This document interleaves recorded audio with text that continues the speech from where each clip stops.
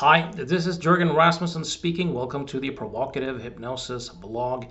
This episode is about asthma and how I work and help asthmatic clients. I've had quite a few requests from people if I can cover how I do that work and asthma remissions as a topic. So this is a very interesting topic that's not talked enough about.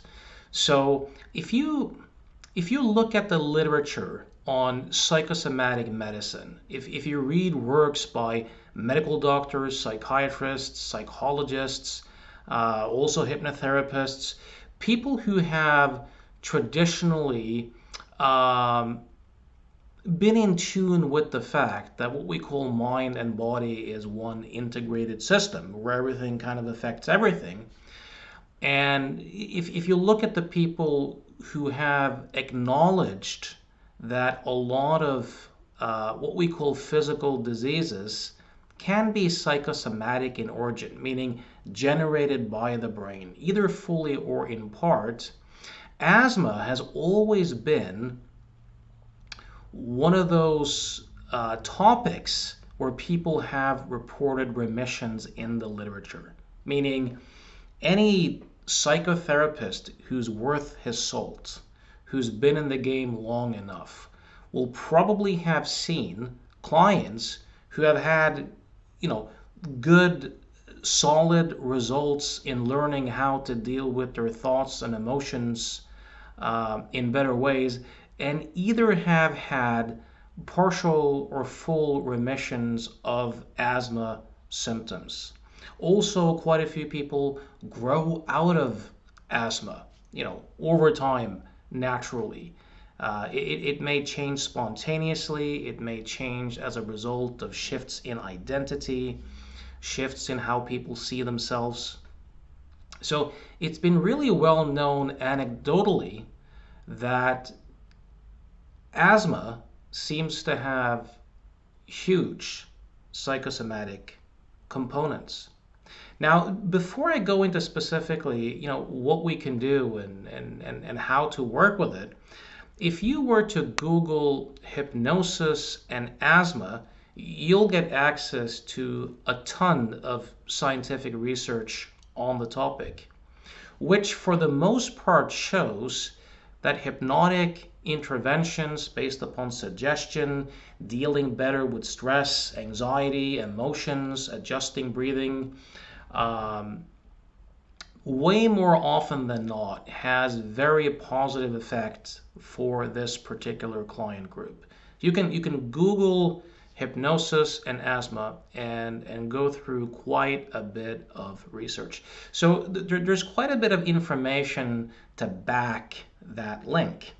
Now, there's also a very interesting year-long study where neurolinguistic programming, or NLP, was the method of choice, which was done in Denmark. It was a 1 year long study conducted by a medical doctor called Jørgen Lund and a NLP master practitioner called Hanne Lund. And they had 30 people in the NLP group and they had 16 people in the control group.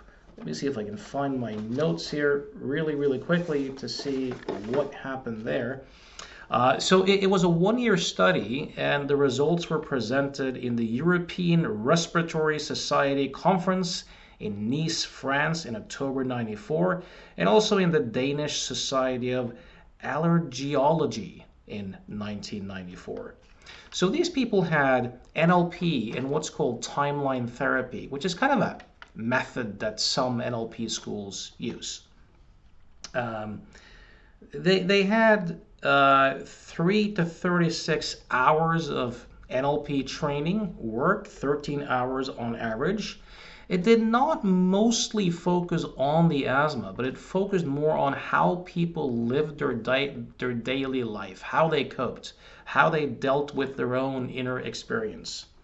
They used timeline therapy specifically as a method of clearing old sadness, fear, and guilt.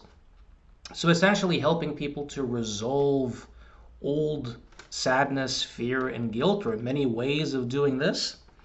They used what you called NLP VK dissociation, where you help someone to dissociate from and resolve old traumatic memories. They used that for uh, the call it original events when they could find it for when the asthma appeared. And they also use what's called the NLP allergy techniques, developed by Robert Dilts, Tim Halbum, Susie Smith. There's also some scientific research on this. So that was like the crux of it. And the results, huh? Well, the results affected their general life and their asthma. So when asthmatics generally have on average a 50 milliliter per year decrease in lung capacity. The NLP group during that year had an increase in 200 milliliters in a year. So that's like reversing 4 years of damage in 1 year. Now, in terms of working with asthma, you can, if you Google my name and asthma, on Google, you'll find a Vimeo video of me working with a asthma participant at a seminar in the Netherlands in 2012. It's about a 30-minute long video where I do hypnotic regression work, where we kind of probe for the emotions, the unresolved emotions that are encouraging the brain to generate the asthma. And we use hypnotic regression, and we resolve quite a bit of stuff. You can access that. It's also on my provocativehypnosis.com website. When I went back to the Netherlands 1 year later to do a seminar, I met the same woman, and she reported 50% decrease in her symptoms, and also a 50% decrease in her use of medication based upon that one session. Of course, I don't usually see people only once, but it shows you something of what can be done.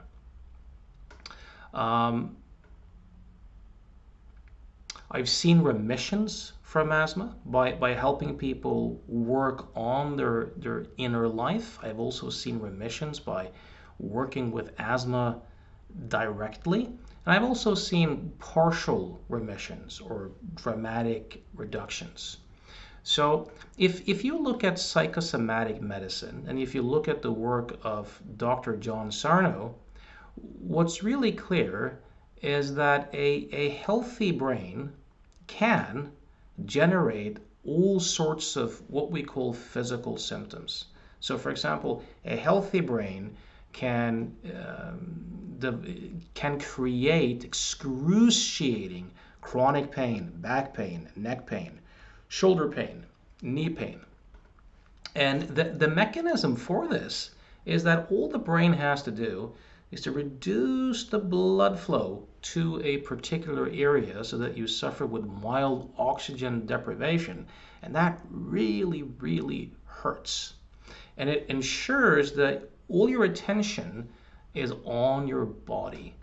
And that's the function that psychosomatic symptoms usually serve.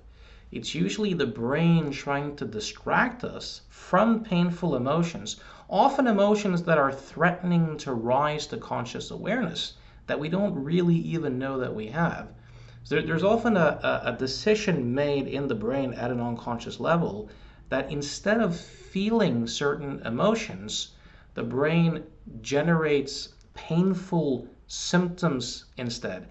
And as long as we fall for the idea that something is wrong with the body and we look for these physical cures, the distraction is working.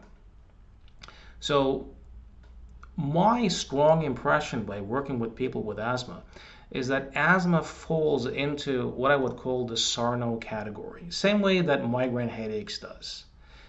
Migraine headaches, the brain generates them as a distraction from emotion, right? As long as the head is hurting like hell, we're completely distracted from our own emotional life. So my strong impression is that the brain can and very often does the exact same thing with asthma. So the best bet for helping someone with asthma is, in my experience, if you can help them to view it as psychosomatic. Now, psychosomatic doesn't mean fake, it doesn't mean imagined. The symptoms are completely real, but it means generated by the brain, and the function is to distract from emotion. So what I do with people is I have them talk to their own brain and force their attention on their emotional life every time they begin to feel some sort of symptom. Sometimes this in and of itself is enough as a realization. Quite often we need to build some psychological skills, some perspective taking skills, other ways of relating to emotions, other ways of expressing oneself, other ways of relating to conflict, for people to be willing to do that, for the brain to be willing to give up the asthma as a perceived protective strategy. Now, helping someone see the psychosomatic nature of it can sometimes be quite a bit of a battle. I remember I worked with one guy many, many years ago who I'd helped his wife with something. I can't quite remember what, but she was really impressed by it, and he came to see me. He didn't really believe in me at all. He mostly came because his wife kind of bullied him into it. And I was presenting these John Sarno-based theories and talking about psychosomatics and stuff like that. And he was just shaking his head. He just looked at me as if I was a complete idiot. And he ended up leaving my office, as in, this is nonsense. But then the seed was planted, because not so long thereafter, he was out on his bike. He enjoyed biking. And I can't remember if he forgot his inhaler or if he thought he forgot his inhaler. But the thought that he may have triggered a panic and then triggered an asthmatic attack. And that's when he came back to my office quite humble, and he said, I thought you were an idiot, but the fact that thought could generate panic, which then resulted in anxiety, proves your point that my brain can generate an asthmatic attack. And he was then willing to consider the idea that if his brain can do that, his brain can probably also not do that with some coaching if we do a little bit of investigation. And his asthma and his allergies ended up vanishing. So read up on John Sarno's work. There's a really good book called The Mind-Body Prescription, which I recommend to pretty much everyone to get some understanding of psychosomatics. Something else that I very often do is I help people with asthma to resolve their individual allergies, which often trigger the asthma. And I'm not going to go into allergies in this particular video, because I have on this very same YouTube channel, the Provocative Hypnosis channel, I have several videos, case studies on how I do allergy work. So I'd really recommend that you look at that. I also have an online training course called Changing the Allergic Response, which is full of actual client sessions with follow-up and troubleshooting. If you're interested in gaining access to that, you can contact me at provocativehypnosis.com, and I'll help you with that. Something else that's also really important is that there seems to be a kind of a feedback cycle between constriction in the airways and anxiety. and that the anxiety and the constriction in the airways kind of feed into each other in a loop. So one of the most effective things I've discovered is to help people break that loop so that it doesn't run automatically. So that the constriction doesn't automatically generate a lot of anxiety, which then feeds into each other as a feedback loop. So if you look at experience mostly consists of body sensations and emotions, imagery, and self-talk. You can add smell and taste and some other sensory stuff, but that's the most of it, right? So what happens is that some sensations in the body kind of glue themselves to a certain type of self-talk or certain images of gloom and doom. And it's this gluing effect that increases the anxiety, and which then increases the constrictions. So there are very specific techniques, and if you've studied mindfulness or meditation, you'll know some of this. But it's possible to train your brain to undo the glue between the body sensations and the story. And by interrupting this loop, it will diminish and quite often go away. So that is really, really important as well.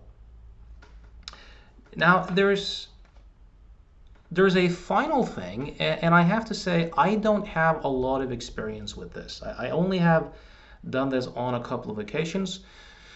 So I'm only mentioning this because it makes sense to me, and there are some studies that seem to support its effectiveness. It's called the Buteyko Method, and what the Buteyko Method encourages is nasal breathing.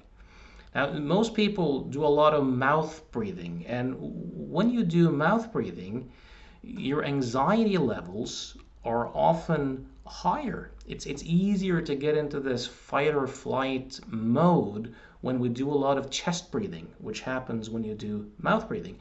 And mouth breathing too contributes to drying of the bronchial airways. Now, if you can do nasal breathing, meaning only using the nose for breathing, except when you're talking, obviously, you breathe with the diaphragm. Your breathing becomes slower and deeper, and your anxiety levels go down. And the one theory, at least, behind the whole Buteyko method is that when we do mouth breathing, we release too much carbon dioxide from the body. We release too much carbon dioxide from the body. And when that happens, to compensate for that, the body tightens the bronchial airway muscles, and it increases the production of mucus in the airways. So by doing nasal breathing and breath holds, you can reverse that tendency. So you can check out the book, The Oxygen Advantage, or go check out the Buteyko Method. Sometimes people are able to solve this on their own. Quite often, you can do a lot better with some help. So this is a topic, working with asthma, where I have quite a bit of experience.